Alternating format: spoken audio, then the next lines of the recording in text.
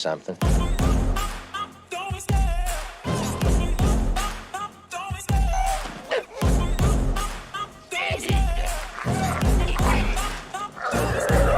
love the chase and the hunt, and I set the pace when I'm running. I always take what I want and I always give it 100. Don't need a bank, no I'm funded. Play the game like it's nothing. I'm always thankful for something. Don't take for granted, stay humble. Now wake up!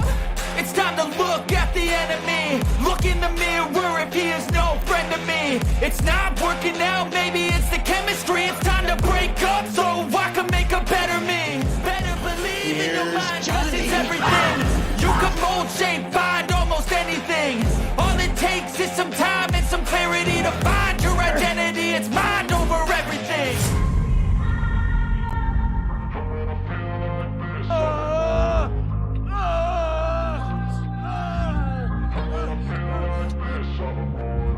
And when I feel like this, I'm immortal.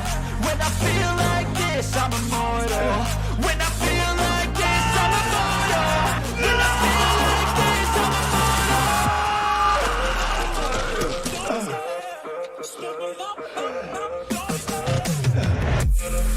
You got to ask yourself one question. Do I feel lucky?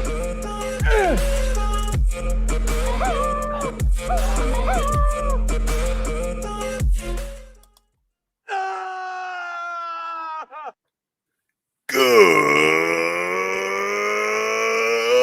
evening. Welcome, one and all. Good evening, good morning, good afternoon, wherever, whenever you are.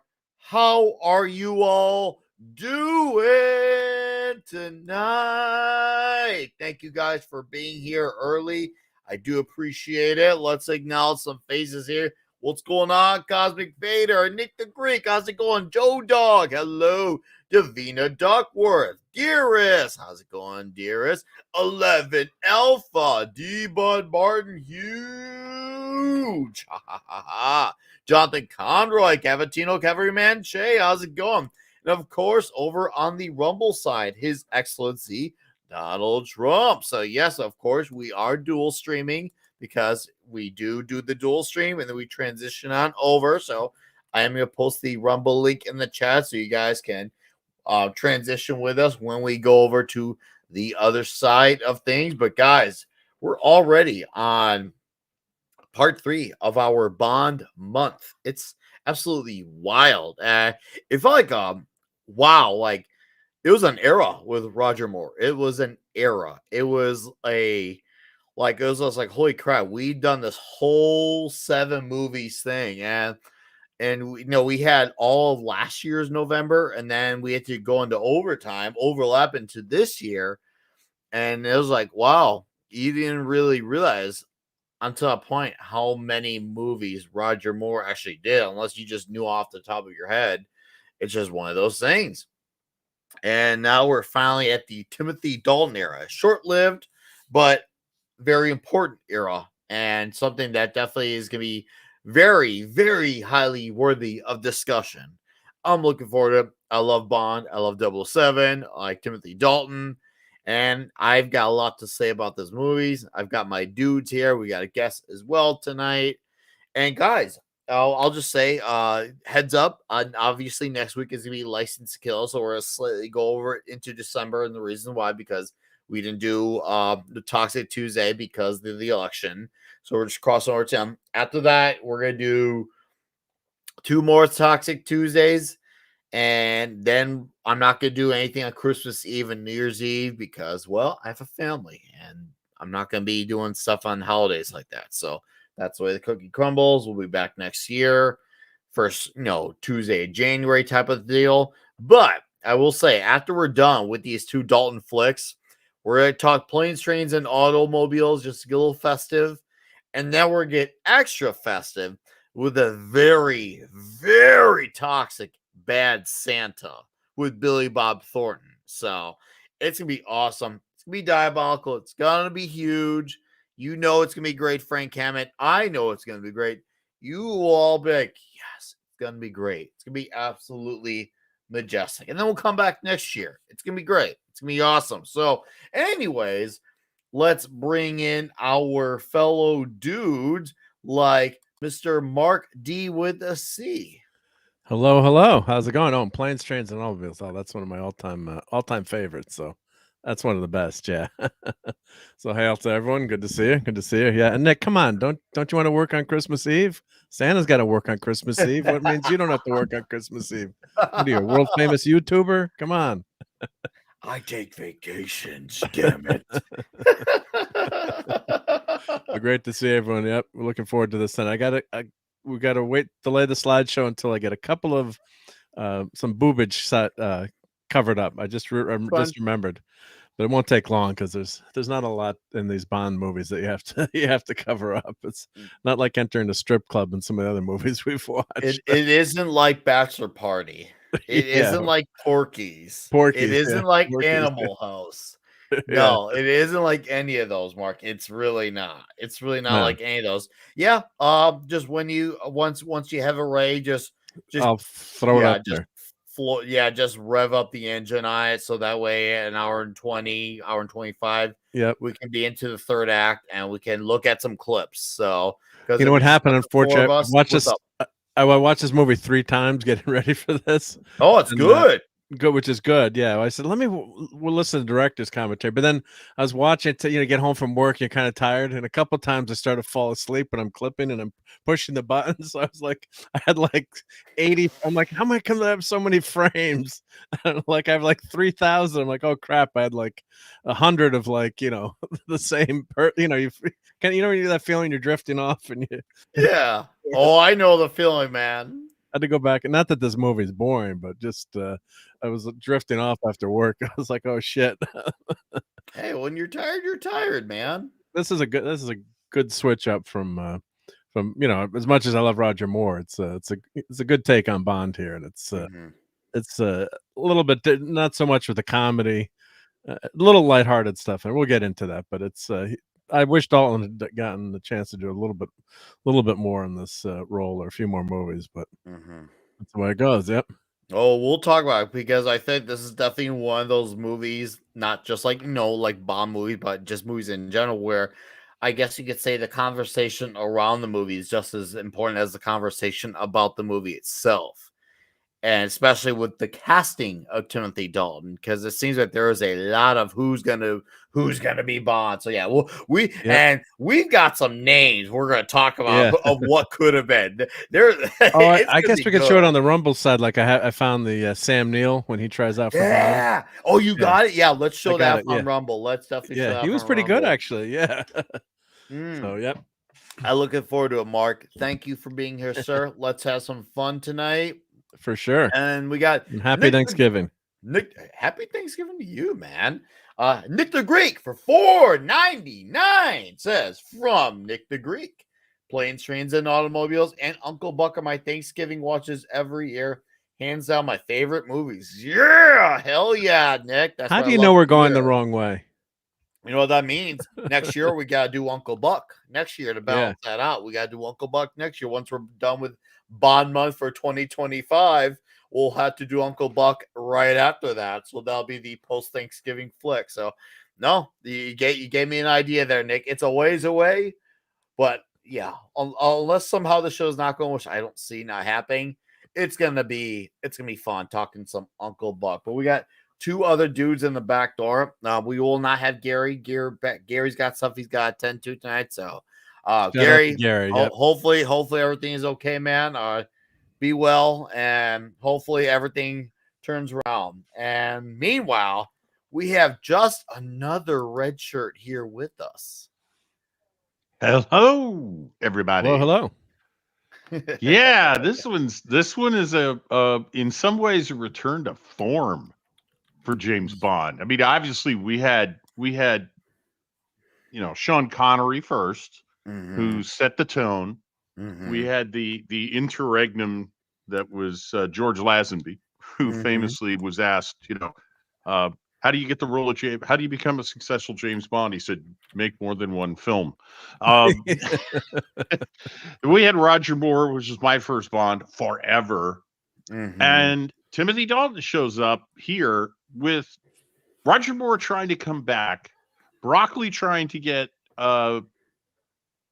Pierce Brosnan, who is contracted for Remington Steele, so he's unavailable.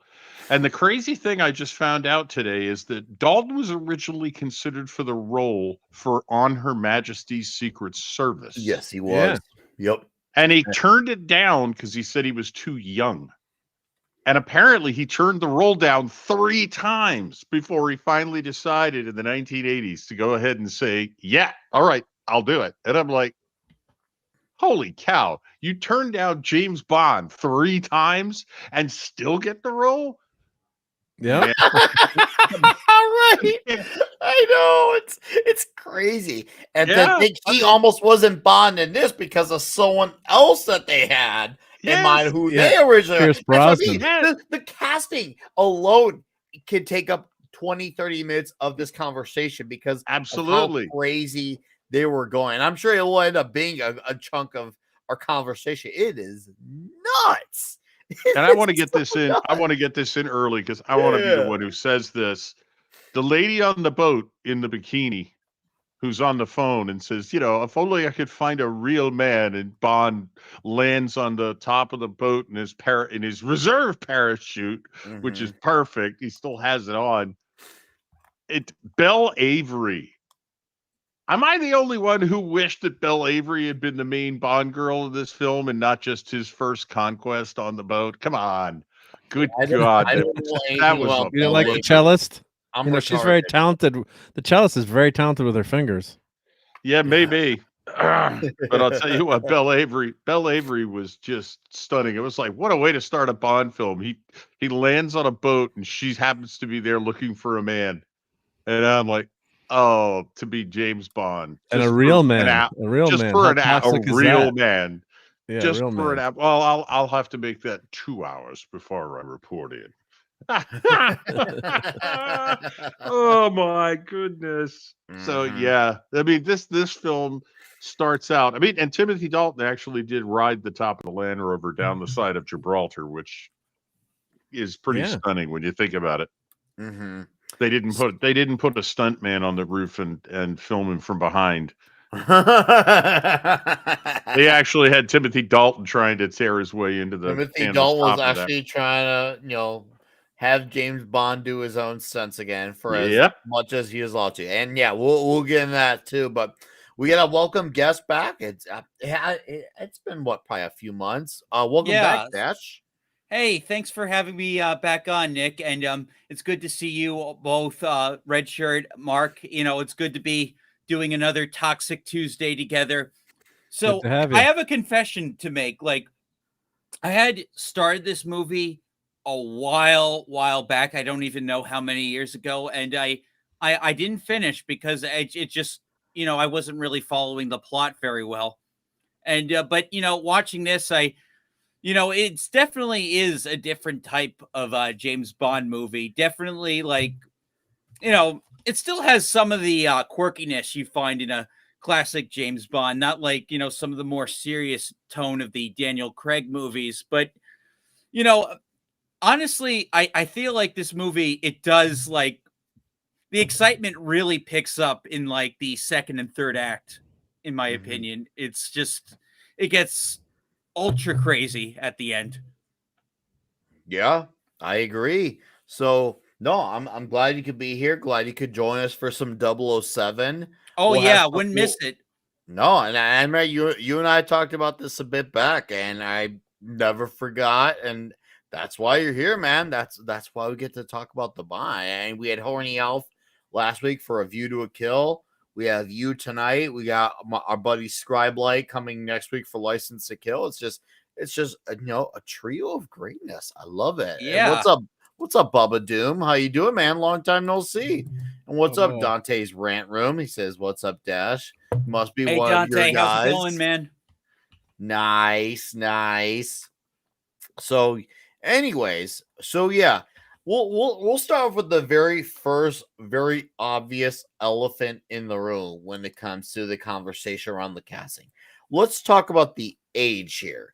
When the Living Daylights came out in 1987, which is the year I was born. I think this came out in theaters born this year. Yeah. Dude, I keep was forgetting the age I difference. was okay. I actually got to look up the Living Daylights time, the actual theatrical release month. But so I was born in 87. I was September of 87. I think this movie was like August or so. Okay, I was wrong. July 31st. So basically August. So this movie came out like a month and a half before I was born. So I guess you could say I was You born. didn't see this in the theater like I did. No, my first Bond movie in theaters was Tomorrow Never Dies. That was my first one in theaters. That was the first one. Like I was able to go to a cinema. I was 10 when that one came out. And I remember my dad took me and my two younger brothers to see that one. And I had already seen GoldenEye, at home on the VCR. So I already had seen that one. I think at that point I had watched Thunderball. I had seen Dr. No, The Spy Who Loved Me. But yeah, that was cool to say I saw Tomorrow Never Dies. So I saw that The World Is Not Enough, and what's the other one? Die Another Day. I saw the 3 out of the 4 Brosnans in theaters, and not only did I see all 3 of them, but I saw them all opening night, which from 10 to 12 to 14. Not bad for 10, 12, 14 year olds to see all of them opening day. And that was, you had to actually see it on the opening day, not the midnight showing or the Thursday preview. You actually had to see it. But anyways, bring it back to this movie. 1987, the summer of this. I looked into the ages of this because if we remember, we were talking about the age of Roger Moore. He was 57 or 58 when A View to a Kill came out, his final movie as Bond. And obviously, you could tell his age was wearing on him. I mean, he was doing a lot. He was at the point where he wasn't doing any of his own stunts. It was very increasingly obvious when it comes to even movies I love, like Octopussy in A View. You could definitely tell he was even a little slower, but he was still very fun and charming, so you're able to forgive it. But 57, 58, whichever one he was, compared to Timothy Dalton's 41. 41 to 57. Yep. So that's dude, that's a wide gap. Like what a transition.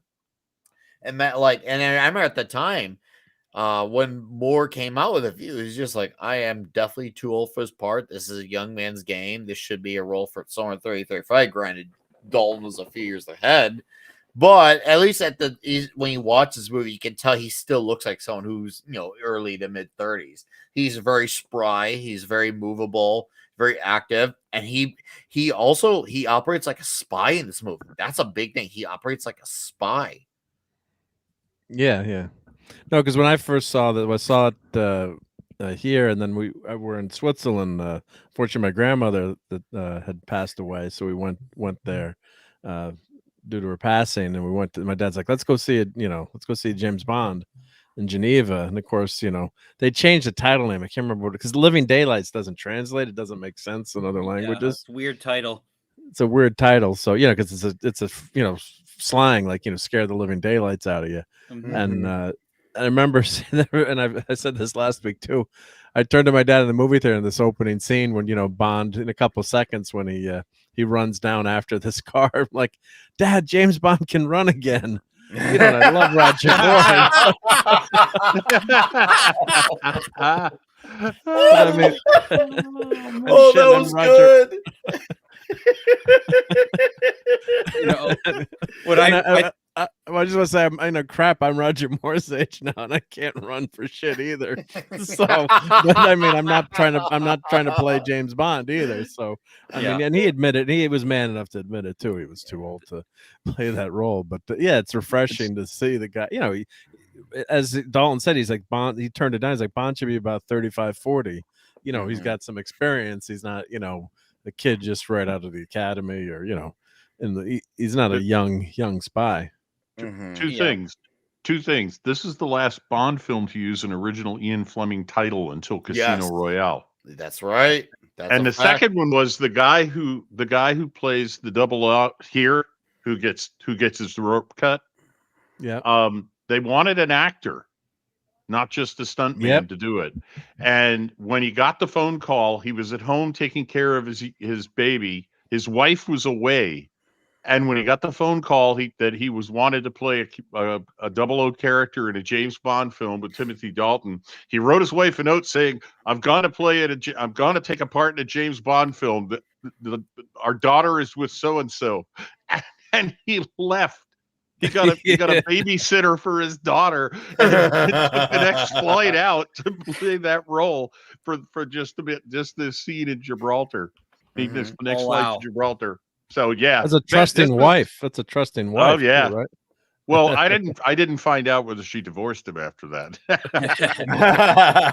What kills me about this opening scene was the scene with the guy has a desk on like on the airplane, like the papers. That was stupid. I agree. That was ridiculous. Yeah. And they open up the rear clamshell of the airplane. He goes, "Oh crap!" It has to go hold all the papers down. So His Excellency said on Rumble, the scene where Bond parachutes into the yacht and shares a glass with the beautiful woman is exactly how I met Melania.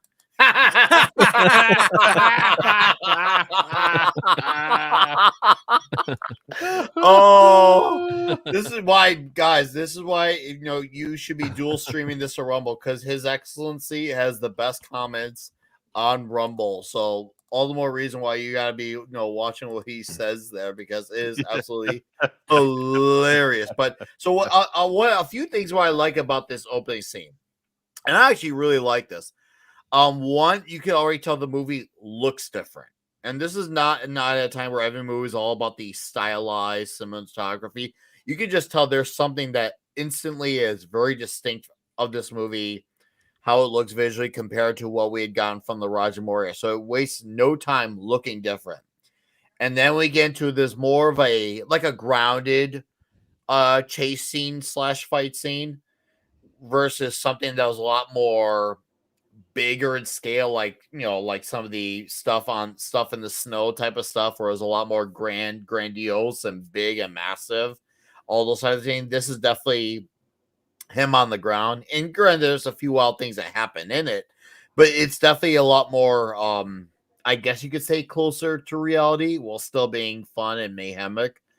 And on top of it, right away, you can tell Timothy Dalton, this is him being James Bond, and you can maybe even make the argument a little bit closer to the books.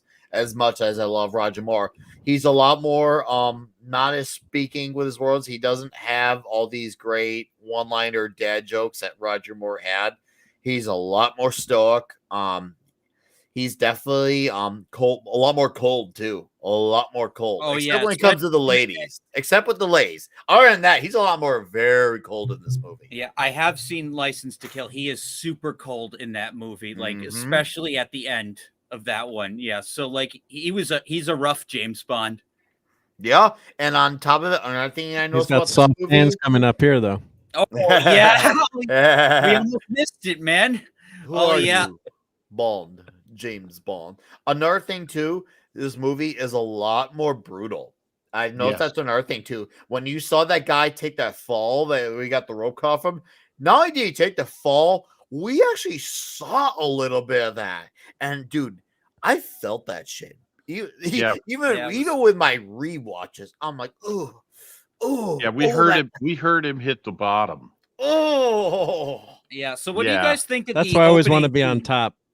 Not the strongest. Where the hell is Gerry? Damn it! That was for you, Gerry. Yeah, shout out to Gerry. We miss you, Gerry. Go ahead, Dash. What were you saying? Oh, just what do you guys think of the music number for the opening? I mean, it's a good classic Bond thing. Lots of naked chicks, lots of guns, but I don't know. The theme song didn't really like grab me. I actually had to agree with you. Now, here's what I do appreciate. So, now I do think if there's one thing A View to a Kill did have on this movie, on top of a few things, the opening song was better than A View to a Kill from Duran Duran. I thought that was just a much more memorable 80s driven synth like anthem. And obviously this one's trying to have its own 80s thing as well. I mean, we're at the very peak of the, the second era of Reagan and all that. '80s was all about the neon. So I can tell they were trying to have a little bit of that '80s aesthetic from Maurice Binder in the opening credits. But the song, it's not bad on its own. I actually think it's a good fit for a Bond. But following up the Duran Duran song makes it fall short just because of what it has to follow. Yeah, it's a little bit low energy, but it's not bad. It kind of grows on you after a little bit, but yeah, it doesn't. What I really like was what he did with the Bond theme in the beginning and kind of jazzing it up a little bit and playing it. Oh, You know, I as love he the starts to, champagne part. The champagne yeah, part was good. this is good. Yeah, she's gonna pop. Yeah, but I mean, it's not a bad tune, but I mean, there's other Bond tunes that I really don't like. So this one I think is, it's serviceable, and I guess they're going, for they had Duran Duran, then their Aha was, that everyone knows Take on Me, that video, and they were trying to get catch lightning in a bottle, and John Barry actually collaborated with him on the song, I guess. So it's okay. It doesn't hurt the movie, I don't think so. But it's not. Yeah, it doesn't. It's not a. It's not. It's no Live and Let Die. Opening either. So with that's my favorite tune from Paul McCartney. So now, if there's one thing I do like about the music outside of the opening theme song, I do like that they managed to keep John Barry around to do another score for the movie. I like that they kept him, and I like that John Barry's score is still really strong. He knows how to have a little fun in some parts with the music. And then once again, when he has like more of the groovier type of parts with the music, and then there's parts where it gets all heavy and like once again, epic. His score is excellent, and this was his last movie doing his score. And I feel like as far as John Barry goes, I feel like he knocked it out of the park, and it drives me crazy. Like, dude, finding these, I gotta seek these albums out on vinyl because they don't have Spotify playlists for this and A View to a Kill for John Barry albums. No, you can find John Barry on there, but they're not on there. So I'm like, you know what? Fuck it. I mean, I already love physical media anyways, but why aren't these two Amazon albums Music on there? Because some of the albums are on there. Check Amazon Music. Oh yeah, like full albums are there. Why not these two? Oh yeah, I DM'd you about that. When I was watching this for my homework, I then was looking at some of the other Bond films. I noticed that Amazon's taking a bunch of them down in a couple of days. Yes. Makes no sense. They going? They own the franchise. Oh, they own it and they're taking them down? Yes. Do we know why? Or at least for free. Yes, on included with Prime, they're going away. I've got 5 days to watch our next movie. Oh, License to Kill, yeah, right. I'm gonna watch it tomorrow too. Great movie. I did find the scores on Amazon Music's. Let's see, Living Daylights, and then and thank you, Davina mentions there's a couple different versions of the songs because John Barry disagreed with Aha on a couple of takes. Yeah, they probably were fighting about how to do it, but it looks like it's on Amazon Music, yeah, or maybe it's just the theme. But yeah, no, is it just digital though? It's just digital, just if you want to listen to it. But yeah, I know we like to have especially to have the album cover. That's very cool too. No, it's a cool cover. It's a cool cover, and this is at a time when wax is the rage. So this is either because I'm sure if I look for these brand new in the shrink wrap, I don't doubt that they're out there. Well, back then, to be honest, Nick, you would have gotten this on cassette. I apologize, but no, you're probably right. This is cassette. This would have been cassette. Yeah, we're all buying cassettes. Very durable. Right now. Yeah.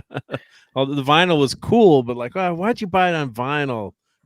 How can you bring that on your ghetto blaster to school to listen to? Right. Fire, Bond. Fire.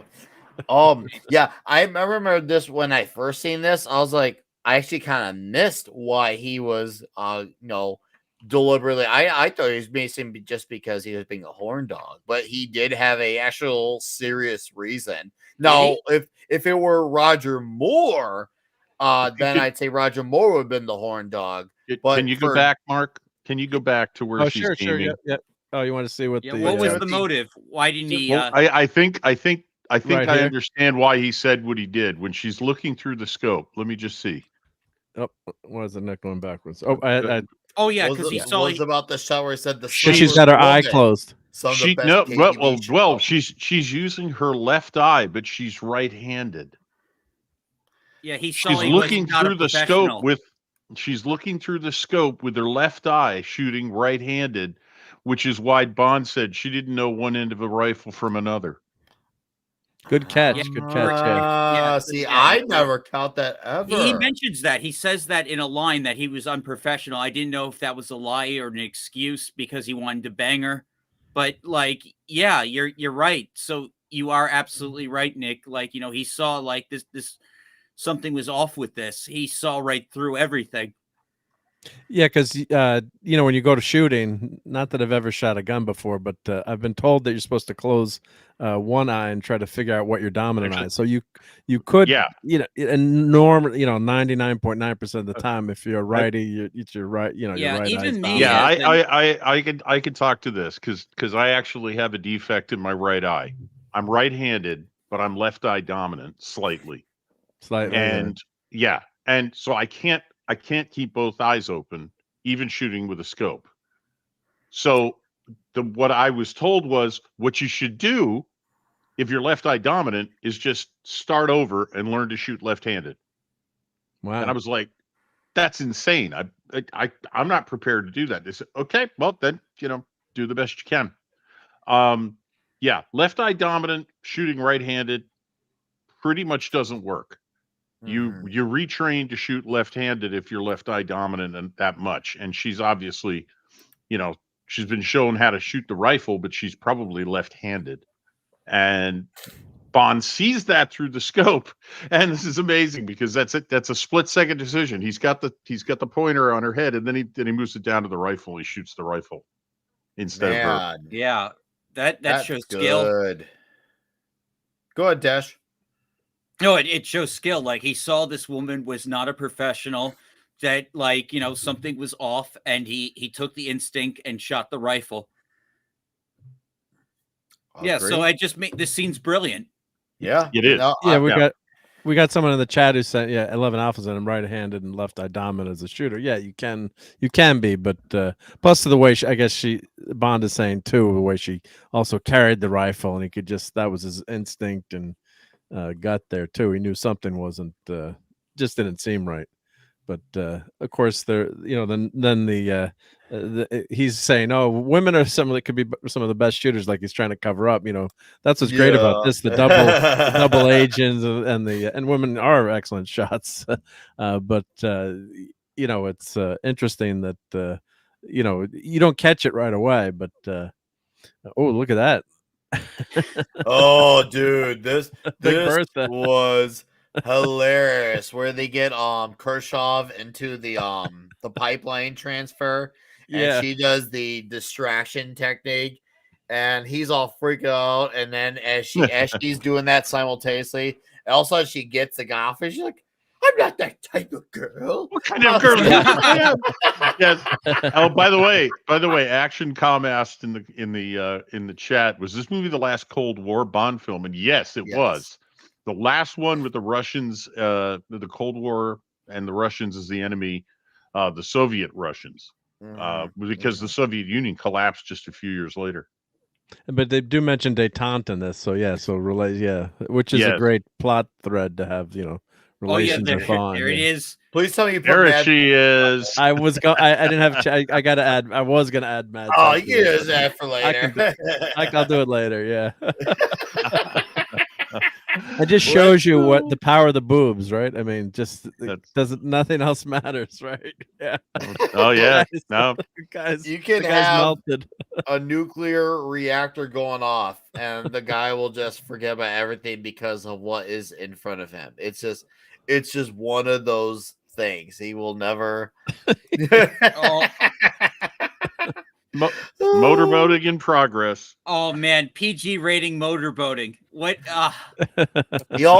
Dash, you just hit on something really good there. When you said PG motorboat, this is the very last James Bond movie to be rated PG. Oh, yeah. after once License to Kill came out, that was the first PG-13 movie. Cause was it Temple of Doom that was the first PG-13 movie, guys? That's what's caused one of the reasons behind PG-13 happening. Oh, that's all. Okay, that's what caused it. Yeah. Wasn't the first actual movie. And Okay, I can't remember the other. There was another movie too. The parents were really pissed off about too.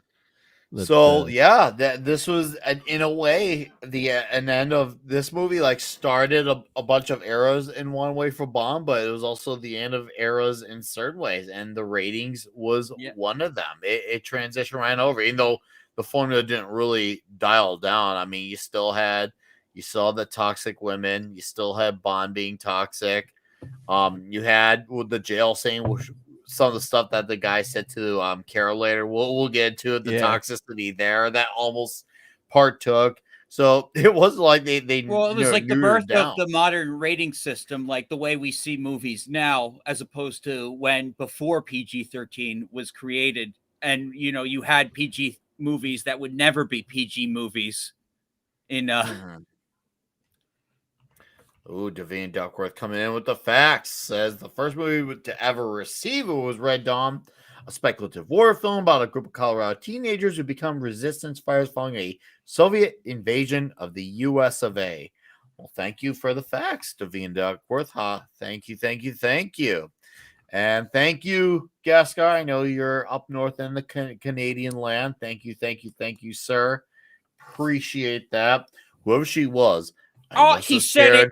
The living daylights out of her. Dude, I laughed so hard. I was like, he said the line. That's why they call it that. That's right. Now, the title of this movie is actually based off of a book that had two Bond titles.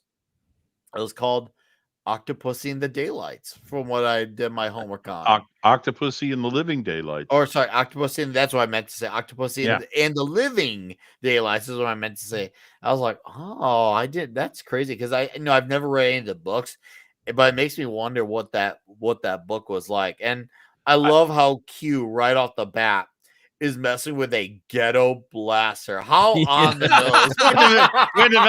It's something we're developing for the Americans. It's called a ghetto blaster. Oh, yeah. Oh, man. Toxic humor right there. Here's some bit of trivia for you. The missile that supposedly comes out of the ghetto blaster was triggered by Prince Charles. Yeah. Who was visiting the set with Lady Diana at the time. And they let him press the button to fire the missile. Yeah, there's a really good documentary. You probably watched the special features. Did you watch that, Red Shirt? Or no, that's in the trivia. That's in the trivia, but they have actually a lot of it must because I watched the the making of or whatever because I have the Bond, the set. And the show Princess Di and the Charles on the set, and that's they were talking about that, and then at the end of it, one of the director or someone on the set says, "Why don't you hit Diana? Why don't you hit Prince Charles over the head with one of these fake, breakaway bottles?" And they got a ton of publicity, so Diana gets the bottle and whacks Prince Charles over the head, with the sugar bottle, whatever. And it was all over the news the next day too. So, it was pretty funny. What do you guys think of the Milkman? Does he line up with all the other Bond assassins? He's pretty good. I think he's like got the villain in this movie. Oh god, I keep forgetting his name.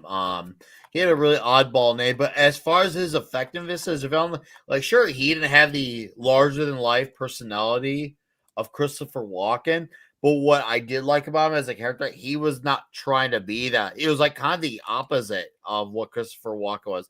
He was trying to be this character who kind of blended in, like stuck under the shadows, rather than be this out in the open guy who flaunted all his moves. Well, I'm not talking about the mastermind. I'm talking about the assassin. The Milkman. Yeah, the Milkman. Yeah. I'm talking. The only problem is he would be big trouble in the AirPod era, though, because how is he going to kill people? He's going to use the headphones. He'd use an iPod instead. Really quickly, as we're seeing Necros, I remember his name is Necros now, get into his fight, which is actually a really good fight, by the way, and a really brutal one. This fight? We had right here? We had a brief introduction to the new Ms. Moneypenny. And since we brought up the subject of ages earlier, we were talking about how Moore, was definitely past his time for doing the movie. Lois Maxwell, who was the original Moneypenny, was 58 as well in A View to a Kill. Caroline Bright, I think is her name for this movie. The was new Penny. Yep. 26. What a radical jump. And I'm surprised they didn't try to get her for a movie or two sooner. I mean, no disrespect to Lois Maxwell, rest in peace, but you could see in A View to a Kill, it was past her time. Yeah. Well, they said on the one of the director said too, as long as Moore was there, then Maxwell was going to be there. And I get that. I yeah. get why they held on to it, and I know Lois Maxwell wanted the role to be retired with her as well, which I understand that argument as well. But yeah, I feel like she should have just let it go a little sooner. Once again, I get it, but she should have just let it go. Yeah, I could see both. Yeah. Yeah, the actress who played Miss Moneypenny here for the first time in Bond series was named Caroline Bliss. Uh-huh. And that's almost a Bond girl name. Right? Oh yeah.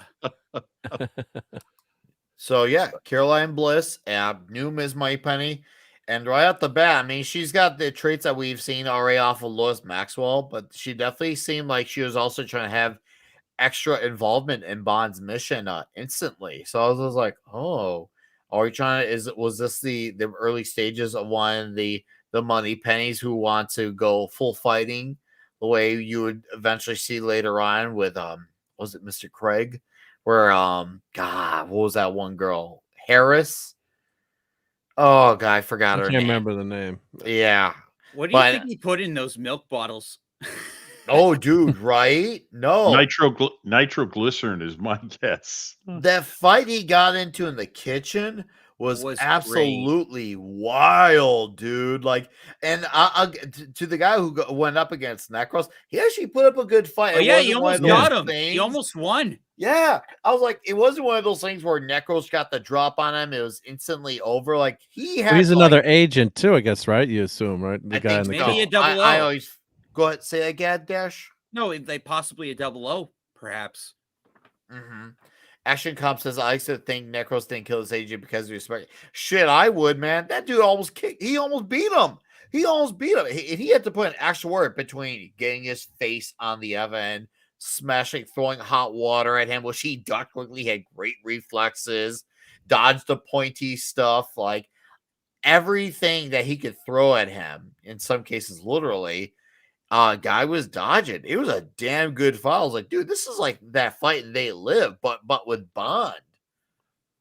Yeah, the actor, the milkman, Necros, he's a ballet dancer in real life, so he's very well trained. A lot of skill there. So that did kind of work. He's he's not a karate expert. He said, but he's not Van Damme in ballet.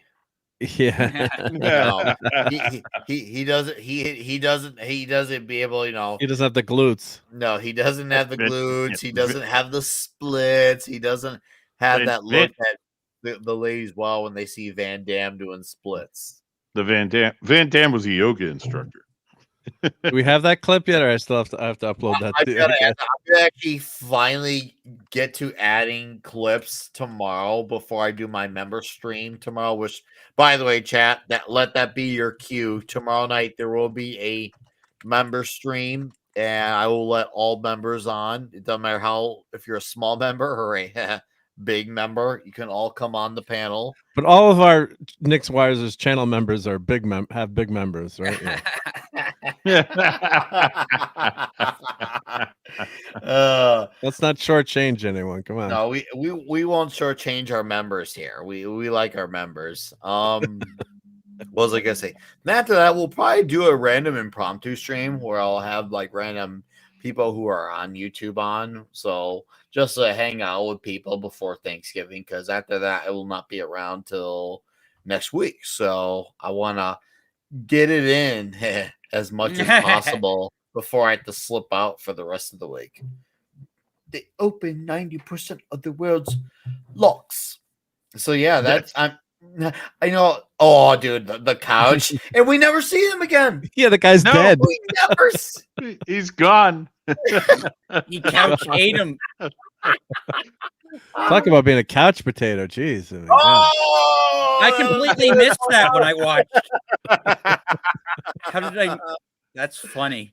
This was a return to gear porn for Yeah. James Bond. I mean, just everything. And there, of course, is the V8 Vantage. The Pierce Brosnan. The one thing I will say, in advance of doing Pierce Brosnan's films as James Bond, is they didn't give him did not give him an Aston Martin, and that was Yeah. a crime. You know, that V8 Vantage was a front engine V8 car, when at the same time Magnum, the car that Magnum PI drove, the Ferrari 308 mid-engine, the Italians were all going to mid-engine cars. The British, now put a great big V8 engine in the front of the car and it'll be fine. I It'll agree, work. Redshirt. The car in this movie was really cool. It's Yes. gorgeous. It is a wonderful. I want to steal it. So okay, I want to do some quick fun trivia. We'll keep chatting while this goes on, but for the chat, and don't use your Googles, but up to this movie, up to this Bond movie, what other two Bond movies have live or living in the title? I'll give you a hint.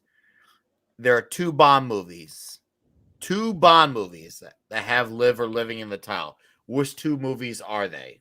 I want to see in the chat. And we got a New Zealand $2 from RRTNZ. Says Timothy Dalton best Bond because he's Welsh. He was a Welsh. That's right. I'm having a reevaluation on where I am with Dalton. At the time when I first watched these a few moons back, I liked it, but I didn't sure how much I love him. But after watching this movie, I freaking loved him at this. I know it's still early on to this movie, but thank you for the super chat, by the way. I do agree. I think I think I agree, but I got to rewatch License to Kill, and then I'll have my final thoughts next week. But thank you for the super chat, sir. Appreciate that. Okay, I see someone put "Live and Let Die." You only live twice. Well, there you go. Disable. What's up, Disable? Tweaky Kid, how you doing? Yep, those are the ones, guys. Thank you for playing. Appreciate that. Yeah, I knew it wasn't Die Another Day. No, wait, that doesn't have live in the title. No, you only in that one you die. I gotta throw this one out there. Sure. I rewatching this today. I was reminded of another film, and it's gonna sound like a major stretch, and it's Hot Fuzz. And somebody mentioned it in the chat early on before we got Great started. movie. And the reason I think that this and Hot Fuzz have something in common is that Timothy Dalton appears to be having the time of his life playing the character. It's like he finally decided, I'm ready to play James Bond. And he gets the role after turning it down 3 times. And of course, in Hot Fuzz, he's just chewing the scenery. Or was Timothy Playing Dalton the villain in Yeah. He was Oh yeah, he that was older him.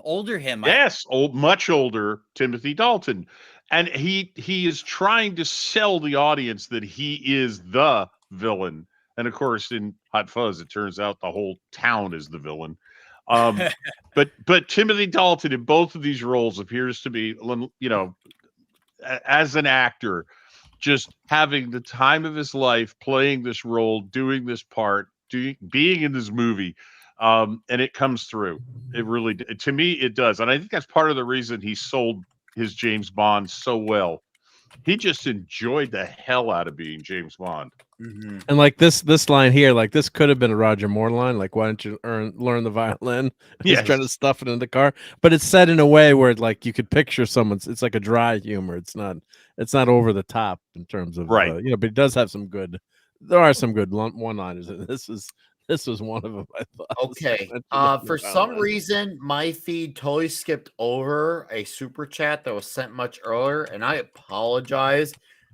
This was from the Tweaky Kid for $5. I'm sorry that for some reason my feed is retarded. I know I'm retarded, but my feed was more retarded. So he said for $5.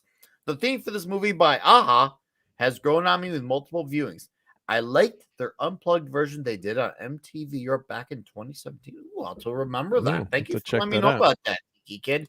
And no, hey, dude, no, appreciate it, man. I'm serious. I felt bad. Well, I'm like, are you freaking kidding me? My feed is now showing me that. And then Ashton Com, you guys are coming in with these fives. Thank you, seriously, so much. For $5, it is during this chase sequence, you can see the filmmakers try to use Roger Moore jokes with Timothy Dalton. It's not working. I could see where you're getting that, and it goes to show you that Timothy Dalton is best being what he wants to do as Bond versus when he was trying to lean into the Morrisms. I get they want to have a bit of a sense of familiarity for those who are invested, but you could tell when you watch this movie, even if you're someone who enjoys A View to a Kill and Octopussy like me, you can tell this movie's kind of like like an overdue needed breath of fresh air. It kind of was like it was a shot in the arm this movie needed. You need to have the youthful guy. You also need to darken up the tone, not to a point where it was like a Zack Snyder movie, but just you need to make Bond a little bit dialed up on the seriousness again. And me, I'm the Snyder apologist, but could you imagine a Zack Snyder Bond movie? Like what that would look like? You couldn't even see the movie. You couldn't even see it. And then Davina's the short answer is no. The long answer is hell no. And then Davina's, admiring this cassette. I just want to point this out to you youths out there. But look at if you take the overlay off for 1 second, Nick. Sure, let me take it off. So you can read that. Now this is a high-end Philips. Like this would have been the shizzle back then in '87. Oh yeah. And look at that. It's got now that computer-controlled auto reverse for you guys out there and gals that are younger. That meant when you got to the end of the tape, it would go backwards to the other side. Not play the thing backwards, but flip to the side too automatically, so the tape would play forever. So you didn't have to go through the horror of popping the cassette tape out and flipping it on the other side. Nice. My God, that was such a cool thing to have. So that's what the auto reverse means there. Yes. And you've got the doubly button, and you've got what's MECH? Is that for the metal tape? Oh, that's switching the type of tape between metal and chromium. And metal and chromium, yeah. Yeah, between the tape and the loudness button there. So this would have been like a really expensive with an LCD display. Holy shit. Yeah, I mean, come on. I like hearing how blown away you are by this, Mark. Well, you would have won in the '80s. Like if you had this in your car, you would have been picking up the chicks left and right. Yeah, this is the era when I bought an Alpine stereo for my car. Because I couldn't afford a Philips. The stereos were getting stolen so much. I had some stereos where the front face would pop off. You take it with you in like a glasses case. Yeah. So did you have men come up to you? They wouldn't bother to steal it because they couldn't operate it. Yeah. You have a nice unit. May I take it? You can have my unit. That's my unit. Okay. Another bit of nonsense. I had an Alfa Romeo convertible at the time that I put the stereo in, and I used to leave the doors open. I used to leave them unlocked because I did a convertible top that cost several $100s to replace. Some moron came in and cut the top open in 2 places before he figured out the door was unlocked so he could steal my stereo. Oh, it was God, like, boy, am I glad I never found that guy. I'd be in prison to this day for murder. Yeah. Oh, did we pass the part where they go back for the cello? Yeah, that's when they just stuffed the cello into the back. That's when he says, why don't you learn violin? Oh, man, how crazy was that he actually went back for that damn cello? I know. Dude, I need the cello. But it probably is she told him it was a Stradivarius, and he was like, well, we have to go back for it now. Someone's asking what are the buttons on the right and ULM? Do we know what ULM? Sorry, I don't know. We'll fast forward. Oh, laser wheels. Nice. Oh, this was such a cool chase scene. Oh, dude. I'll go for it. Oh, ULM. Oh, those could be presets or something. I'm not sure. We'll have to goggle that. But that's 1 through 5 is probably your presets for your you store your stations, but maybe that could be the bands. I don't know what ULM because this is overseas too, but I'm not sure what those stand for. But maybe some in the chat goggle that Philips. Look up the exact stereo. Do Google search and probably do an image search. It's a Philips 854 or 954 stereo. Probably find it. Yeah. Oh, better put the overlay back up, Nick. Yeah. Yeah, I'll get it up. So anyways, before we go on about this great chase scene, which is awesome and badass and shows you how awesome Bond's car is, I love the way he set it up. So that guy who was, kind of waiting for him to come out, and with the phone booth there and the kind of like the bait and switch of that was masterfully played. That was like, bro, what? Hell yeah. Because I was like, how did he? Like, I thought that was her because she always had the white case.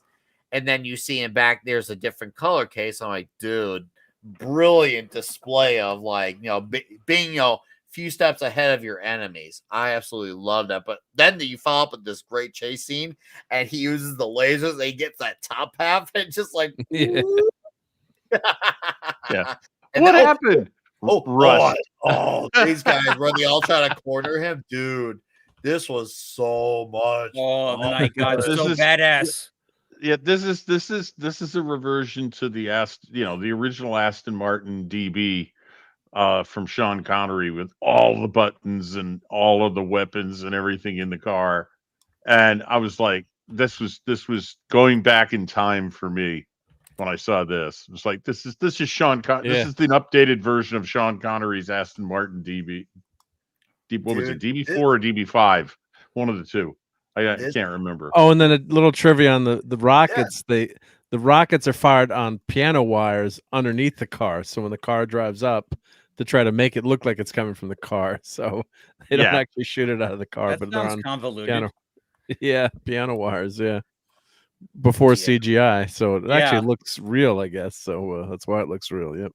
Yeah. It looks, but this sequence is freaking They throw great. everything at this car. Yeah. Tanks, cops. It's amazing what they had to do to get them to come out of the car, and then yet Bond was still able to persevere and still literally keep moving. And I love the way that it closes out when it's just the two and they're sliding down the hill and they pass by. Get your passport out. And that was a small, like, Moorish, I guess you could say, humor moment. I thought that was funny where he shows. Before we even get to that, he's being chased across the frozen lake. They shoot out one tire. He's on the rim, and he cuts 6 inches of ice in the lake in a circle, and the car behind him sinks into the lake. And I'm laughing my ass off today watching that. That was a little silly. That right there. There's the whole thing is circle of silly, ice. but it's awesome, and you don't care. You don't care at this point. You're like, go. I mean, the car has skis. It has skis. The car has of course it has outriggers. Well, he had a few optional extras installed. Exactly. and always thinks of everything, dude. The nails that come out of the tire. I was like, bro, what? Yeah. Now this was a return not just to a harder edge Bond, but it was a return to the gear porn Bond, who always had a gadget to get away. Oh. He's got to jump this truck. Okay, we have a rocket motor in the back. No problem. This would have been that moment where, seriously, like, if I had that Trump I'm gonna come clip play, this would have been where I would play it. Because this moment had me, even with rewatch, I was like, this is James Bond. Look at them. They already have robots. They already have men on the other side of the lake. It's just crazy. Yep. And I gotta say, somebody in I think it was on X, formerly known as Twitter, who commented that it's long past time to have had a ski chase scene in a Bond film. This has got to be the wildest ski chase scene in a Bond film, where they're in the car and everybody's behind him on skis and stuff. And I'm just like, this is on Her Majesty's Secret Service if he'd had this car. Yeah, originally they were going to make this. The director said they were going to do boats, like ice boats. So they're on that ice lake, and they said they were getting this crap scared of every time they drove across this frozen lake. You could hear the ice cracking, and they're Yes. like, "Let's get the hell off of here." No, I'm glad they didn't do that. Yeah, this is cooler. And then underneath the cello case, the director had to convince everyone that you could actually sit in the cello case, that it was big enough. And then they actually put skis under here because they said it was just all, they tried it, it's all over the place. So Diablo is actually steering. She's got some little levers there, and she was interviewed on this. She's like, "I hated this. This is 3 days of torture." Like, and it was funny because they put it with the director, and the director saying, "I think they had a great time doing this." She's like, "And this was horrible." Like, I was freezing, and it was hysterical. Wait, this is another one-liner that I actually liked.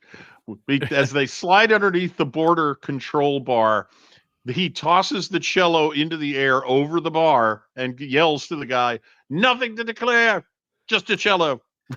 And it's actually them doing it. Yes.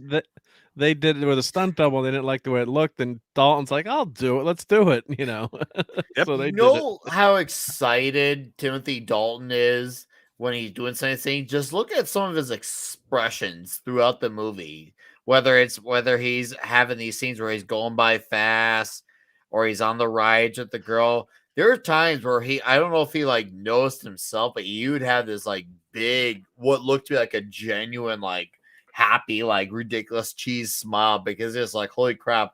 It's almost like, why did I hold off on playing this role for as long as I did? This is Yes. a blast. Yes, It's that's what I said. This great. is Timothy Dalton. This is Timothy Dalton Oh. enjoying the hell out of playing this role, and I'm Just just like, forget Joe Don I Baker was there now. for it. I was there for it. Nope, It's not just- yet. Too early. Oh no, yeah, no, I'm right. It is Joe Don Baker. Yeah. Yep. Yep. Yeah, Walking do tall. you ever see MST3K? Rough Justice, I think it was called. Like they did. It was a Joe Don Baker It's movie, and they like a Walking Tall type movie. After he was no, it doing was like the, a serious movie. oh, serious MST3K movie. Okay. made fun of. Oh, and these are all pictures. These are all him, and he has these world, Caesar. So And I remember Hitler. and yeah, and Hitler, yeah, and he said they had to do the plaster cast. He's like, "Oh man, that was torture. You gotta stay, under the cast for like 30 minutes." But people might not have noticed that, but that was pretty funny. That's all him. Yeah. Yeah, They were all his face. Yes. his face. I noticed, this movie kind of like actually brought up guys like Joseph Stalin, and you speak of dictators. Not many movies it's like Stalin kind of got memory hold in movies. Is it like, which Yes. is really weird Same because with the Karl Marx poster back in the early earlier scene. in the movie, yeah. Now, like it feels like we pretended like all our dictators for some weird reason, like either just don't matter or pretend they never existed. And we constantly bring up the H guy, but it's just like, don't get me wrong, H guy sucks, but don't we want to learn of all the bad shit from all the other guys too? Why are we Yep. singling out one? Have you noticed that? Like, Well, yeah, I have theories about that, but I don't want to get too political. that's fine. We don't Yeah. have to, but I just wasn't sure if you guys caught it because for I've them to bring up noticed, I've Stalin noticed. in this, it was almost like It's foreign refreshing. language. It's refreshing, definitely. Yep. Yeah. Mhm. Yeah. And a very young John Rhys Davies Yes. right there. Yes. And this is actually the owner of Forbes's house, Malcolm Forbes. Oh, is it And some of these- really? And some of these soldiers, like he loved, collecting all these soldiers. So some of these soldiers are actually Malcolm Yeah. Forbes. Yeah. Oh, I just remembered the MST3K episode after Googling it. It's called Final Justice. They ripped Joe Don Baker apart in that episode. If you could ever find it on like Tubi or something. So when you guys were watching this movie, whether it was your first watch or rewatch, when did you guys notice there was something off with Georgy Koskov? Because I felt like he was playing a really good angle here with what he was trying to pull off. Well, in terms of him being the mole or the double crosser. The double crossing, because I didn't expect that this time. When I had first seen this, I didn't expect that this was going to be that type of movie. So it kind of like took me in for a loop because I didn't know as much about guns. I didn't know about like the angles with Kara and the way she was shooting. I don't know those things. I just see it as a good fun badass action movie. I wasn't into details as much then, but now I look back at it, I was like, wow, this is actually a really good angle to have this like double agent thing going on. I like it. It feels very Bond. Like these types of things, honestly, should be happening in more movies of Bond. Yeah, that's the Spycraft. That's part of the Spycraft aspect. Exactly. Yeah, it kind of makes the movie more of a thriller, kind of, I guess. Like, like with the switch and the twist. Yep. I did like that part. Yeah, that was that made it. I can't remember, years ago when I first watched it, when you grab it, but right now you don't think he's the bad guy. You think he's just been rescued, right? And he's with No, his he's the crew bad here. guy. He's just the bad guy. Yep. And he's a swarmy guy, so it kind of fits, when you find out it's a double cross, and he didn't care if his girlfriend got in the car. Do you think when he's asking about the girlfriend, do you think did he know that someone was going to be a sniper sniping the sniper, or do you think he didn't plan for that? Or Well, the way I saw it, like I think he planned like everything. He wanted her to probably die. That's what I Possibly. got of it too, Dash. I was thinking he was expecting her to die because when I saw I'm like, hold on, I thought that was his girlfriend. Why is he with all these other girls? Hold up, he's with the Russian dude too, and I'm just like, oh, no wonder this guy. He was trying to play this overly reactive guy where he was trying to play freak out in the pipeline. Every time he sees Bond, he doesn't just be like respectful. He's a little overly friendly, overly enthusiastic. He is like so over the top about Bond's presence to a point where it's just like, anyone with the eagle eye, like, man, this guy is really unusually friendly. He wasn't like being like gay friendly, but he was just like really over the top about it. And I should have saw it coming. Yeah, like the way he treats his girlfriend and how he used her as a pawn. Like, I'm not sure if we have any anime fans here on the panel, but like if you've ever seen Death Note, that's how he treated her, like just a pawn. Yeah, just an object to be used, right? Yeah, yeah. Mm-hmm. Yeah, and he was trying to set her up so he can get away with it, and I was like, this slick motherfucker. And if go ahead. Oh no, you're right. No, I was just thinking I got confused, but right, he knew he wasn't in danger because he knew she wasn't trained. So even if she did get a shot in, she'd probably miss. All right, chat. By the way, in about, I'd say a little less than 20 minutes, this is your heads up that we will transition exclusively to Rumble. Exclusive, the green button. It's where His Excellency Donald Trump is there. Huge. It's huge. It's diabolical. It's fantastic. He's there. Viking Nov's there. There's 7 others there. It's great. Oh, and once again, you're telling me Timothy Dalton now he gets to be the lady he wants to be with. He got to play the gadget on with. Now he gets the ultimate view of the world where he's on the Ferris wheel at the very top in the dead center, and then he comes down and everyone sees him. Come on, this was actually kind of a sweet part of the movie, I think. Dude, I transition a lot. I transition, I detransition. You gotta understand. Tell us about your transition, Nick.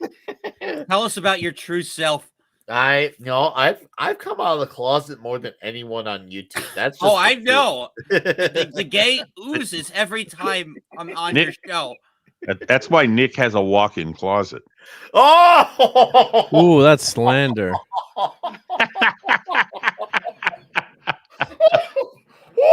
Wow. Good. Oh, Richard. Hey, I gotta hold the end up for Gerry, if you know what I mean. Wow.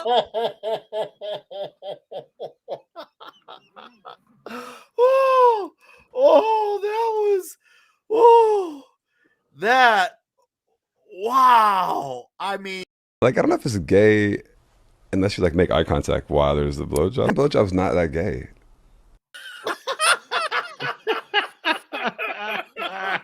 That was earth shattering. Speaking of gay, Tom's boyfriend just died. Oh man, that was good. Or is this What does that translate to on the balloon kill it in Latin. What was it in Death Russian? to Like Spy. It's Russian. Death to Spies. Death Yes. to Spies. Yep. They That should and have a that is a subtitle for- phrase. That is a phrase that was the name of a real KGB department called SMERSH. Yeah, And- that's in the books, right? And that's from the books. And SMERSH was a contraction of Śmierć Szpionom, which was death to spies in Russian. So yes, that is a direct callback to Ian Fleming's books.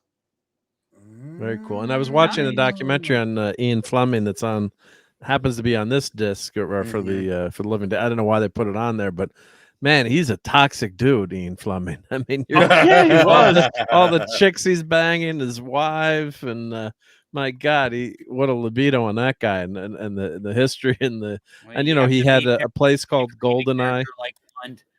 Yeah. So a lot of the names are from real life, you know, or places. You know, he came up with those names and had them in real life. So they used them in real life. So that'd be cool. Like maybe I'll do a watch party on that, or we could do a watch party on that. Dude, that sounds fun. That video on that. Yeah, because we could do it on Cosme. But yeah, I mean, you watch it like this guy is a real life James Bond. I mean, just a super uber toxic. And one thing they were talking about when this movie came out, there were.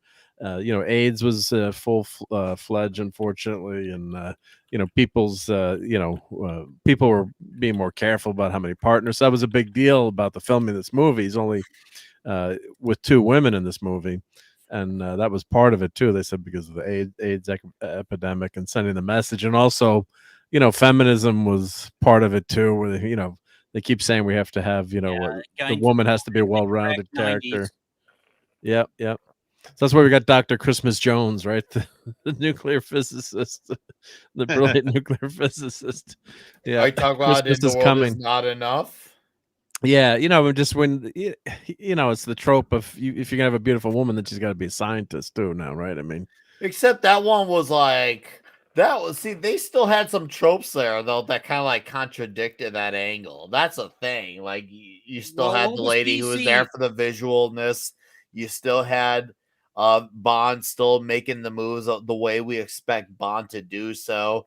And this movie had, I guess you could say, a sort of nude angle with the lady and a nude angle for Mad. Yeah. I'm sure he spunked out hard when he saw that scene later on. well, watch this. I think he is. Yeah, but right like here. what was PC in like the 90s would be considered like problematic today. You know, like it's kind of funny. Yeah. Ah! I should have put. Not come to think of it, I should have put Mad on this one. I should have done Mad on these. I should have had Mad there too. That would have been a good effect. Yep. Oh, Bad Morgan. But you did get nudity in this movie. There was some cleavage PG. there. Remember that. This is PG. Because it's not a sexual situation, so you can have nudity. You know, Clash of the Titans, my favorite movie, with nudity there. Not a sexual situation. They're in a hotel room. Yep. So it's more like a strip club in New Jersey. As long as they don't show nipples, they're fine. Yep. That's when I keep talking about going to movies for my birthday. So yeah, that was Clash of the Titans when they had the nudity. And my mom's trying to cover all the 12-year-olds' eyes, and like the arms go up. Oh my God, boobs! And all the guys are like, yes, rewind. Oh, we can't rewind in the movie theater, damn it. A bunch of young men had a very tingling sensation. It was the best sensation. It was wonderful.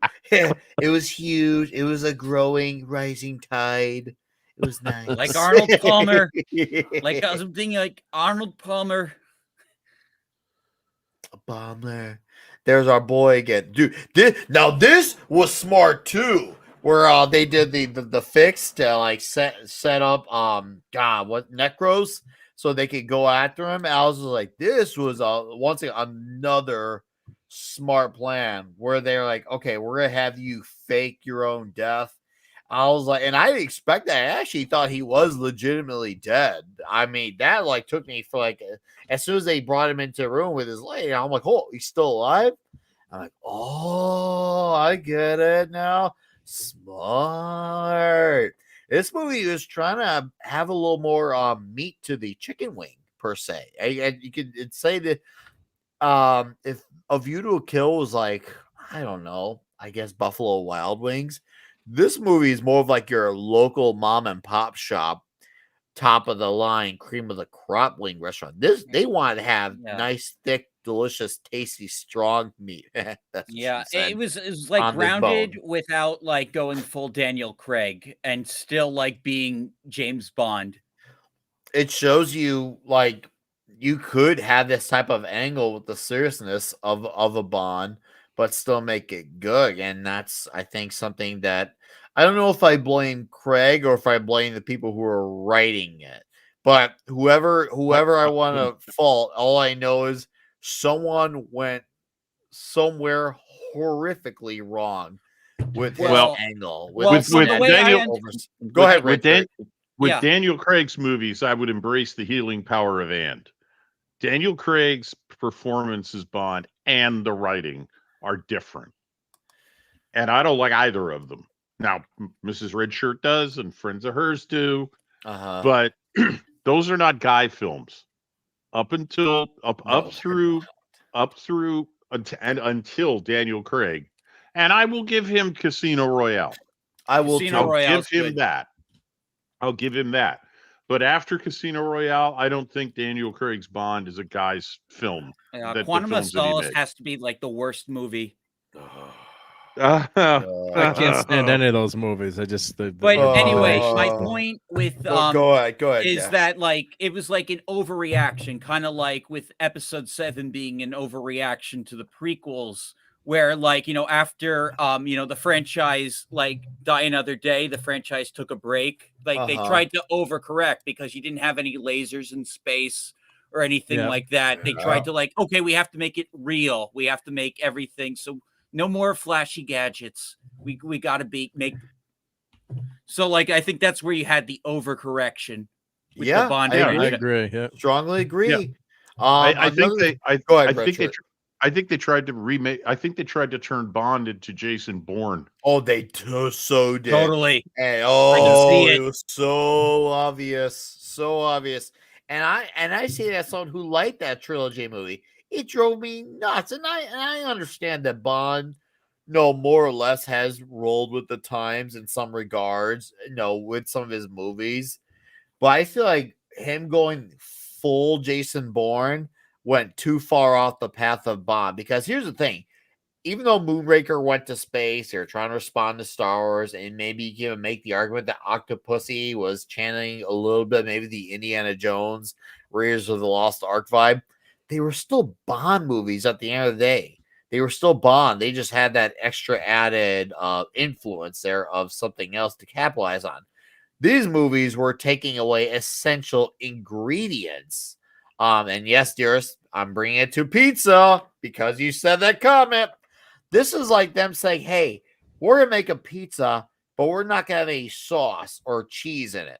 That's what they do when they make Bond like Bourne, because you're taking away all the gadgets, all the crazy fun, and the David Goyer, Zack Snyder as super hardcore rooted in reality, realism stuff. And that was not something we need. That was what they did. They took a pizza and said, oh, you don't need cheese and sauce. But it's still a pizza. No, it's not. Put clams on it. It'll be good. You gotta have cheese and sauce on the bread. Stop. Stop. Somebody once, some critic once compared, and you're going to laugh at this, as I laughed at this when I read it, compared James Bond to Inspector Clouseau. Okay. In that, he'll screw up throughout the movie. He'll get captured. He'll get beaten. He'll get tied up. He'll get handcuffed. But in the end, he always two things happen. One, he wins, and two, he gets the girl. Yeah, boy. And that's what they lost with Daniel Craig. They tried to make him competent. And James Bond's not supposed to be competent. He's supposed to be suave, debonair, lucky, and the winner in the end.